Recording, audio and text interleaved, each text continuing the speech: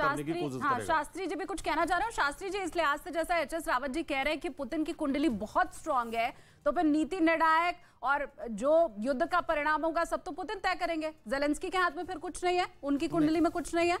नहीं, देखिए ऐसा है कि पुतिन की बात तो ठीक है जिस प्रकार रावत जी कह रहे हैं, और मेरे और भी अग्रजों ने कहा। मैं बात कर रहा हूं जेलेंस्की की कुंडली की। जेलेंस्की की कुंडली इतनी कमजोर नहीं है कि पुतिन ने युद्ध जीत लिया बस ये मान लिया जाए। क्यों? ग्रहाधीनम जगत सर्वा, पूरा अंड पिंड ये ब्रह्मांड ग्रहों के अधीन चलता है। व्यक्ति की अपनी जो स्थिति आंखों से दिख रही वो सच नहीं होती है, ग्रह निर्णय करते हैं कि क्या ठीक है क्या गलत है।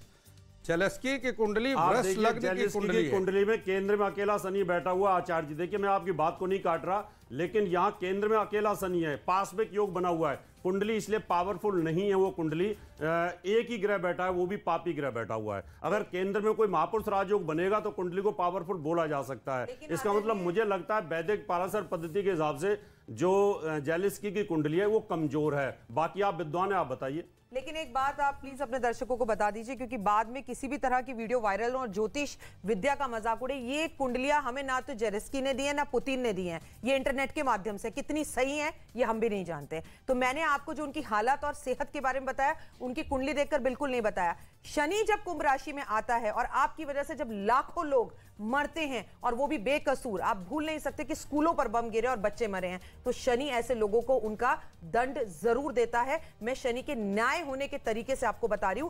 कुंभ राशि में शनि जब जब आया है, किसी बड़े नेता या अभिनेता की मृत्यु अवश्य होती है। पर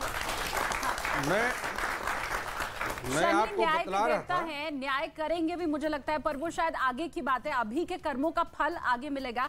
पर जेलेंस्की की कुंडली जैसा रावत जी कह रहे हैं कमजोर लग रही है, शास्त्री जी आपको नहीं लगती? नहीं, वो देखिए मैं आपको बतलाता हूं कि जेलेंस्की का जो जन्म है वो वृष लग्न का है।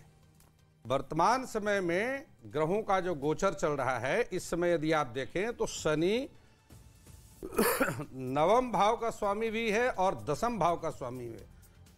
धर्म कर्माधिनेतारा अन्यो न्यास्त्रे संस्थितौ राजयोग इति प्रोक्तम विख्यातो विजयी भवेत। ये कह देना कि पुतिन युद्ध जीत गए, बस युद्ध जीता ही मानिए, यह सपना है।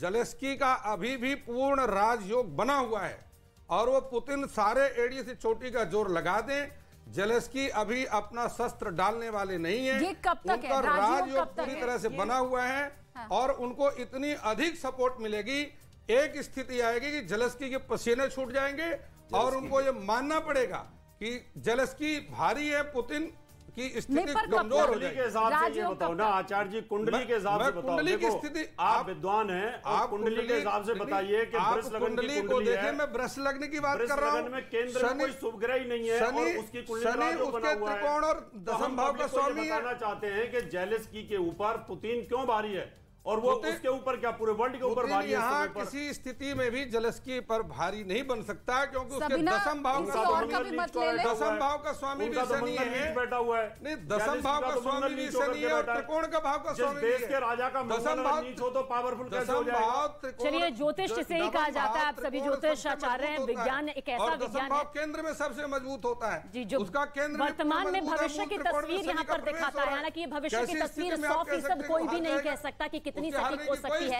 अनुमान लगाया जा सकता है। पवन जी, यहाँ पर तो हम अभी सिर्फ रूस और यूक्रेन का जिक्र कर रहे हैं, लेकिन जो नजरें टिकी हुई हैं वो पूरे विश्व में टिकी हुई हैं। दो देशों के युद्ध ने क्या ये भी बता दिया यहाँ पर कि किस तरह से अभी आने वाले वक्त में बाकी और देशों के बीच भी इसी तरह की स्थिति बन सकती है, क्योंकि कई ऐसे देश हैं जिनके अपने विवाद हैं जो चल भी रहे हैं। शनि की क्या दशा कहती है?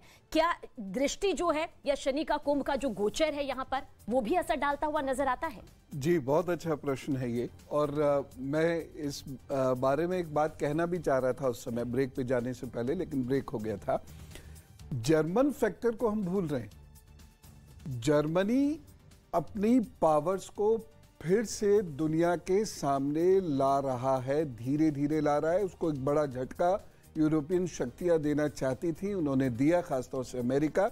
लेकिन जर्मन फिर से थम्पिंग इकोनॉमी के साथ वापस आना चाहता है और उसके लिए रूस की वो पाइपलाइन जिसकी वजह से ये युद्ध हुआ है वो बहुत ज़रूरी है। तो जर्मन का इसमें अभ्युदय होता हुआ नजर आ रहा है। और मैं पुनः इस बात को कह रहा हूं कि चीन एक मेजर एक्टर बना रहेगा इंटरनेशनल पॉलिटिक्स में, अभी वो कमजोर नहीं होगा। और मैं जो उत्तर दे रहा हूं ये जैसे जैसे आप प्रश्न कर रहे हैं मैं प्रश्न कुंडली बनाता जा रहा हूं, और इस वक्त की जो प्रश्न कुंडली है उसमें एक विरोधाभास भी आ रहा है जो ये बता रहा है कि कुछ वैश्विक लीडर्स जो हैं वो स्वास्थ्य के कारण या आंतरिक कलह के कारण वह कमजोर पड़ेंगे। बस एक छोटा सा सवाल इस बीच है, क्योंकि आप साथ साथ में प्रश्न कुंडली देख भी रहे हैं, तो हमें आपसी सहयोग आगे बढ़ता हुआ नजर आता है शनि के इस बदलाव की वजह से, या फिर जो आपसी द्वेष है वो ज्यादा दिखाई देता है? पवन जी, द्वेष बढ़ता नजर आ रहा है मुझे, क्योंकि इकोनॉमी इसमें पूरी तरह प्रभावित होती हुई नजर आ रही है। और देखिए दुनिया में अर्थ बहुत महत्वपूर्ण है और अर्थ की वजह से कई विनाशकारी कार्य किए जाते हैं जिससे आर्थिक उन्नति की जा सके।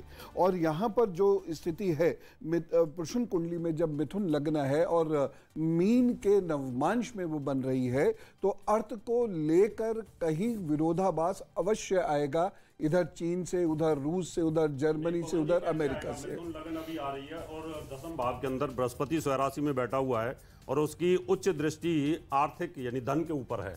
यानी अगर बृहस्पति स्वराशि के अंदर बैठा हो दसम भाव में तो आर्थिक स्थिति डामाडोल कैसे हो जाएगी, और फिर उसके बाद वो लाभ स्थान पे जाएगा। दसम का भी कारक है और एकादश भाव का भी कारक है। एकादश भाव में वो राहु के साथ जरूर रहेगा, लेकिन राहु और गुरु दोनों एकादश भाव के अंदर अच्छा फल करते हैं। तो प्रश्न ज्योतिष के हिसाब से भी मुझे नहीं लगता बहुत ज्यादा आर्थिक स्थिति डिस्टर्ब होगी।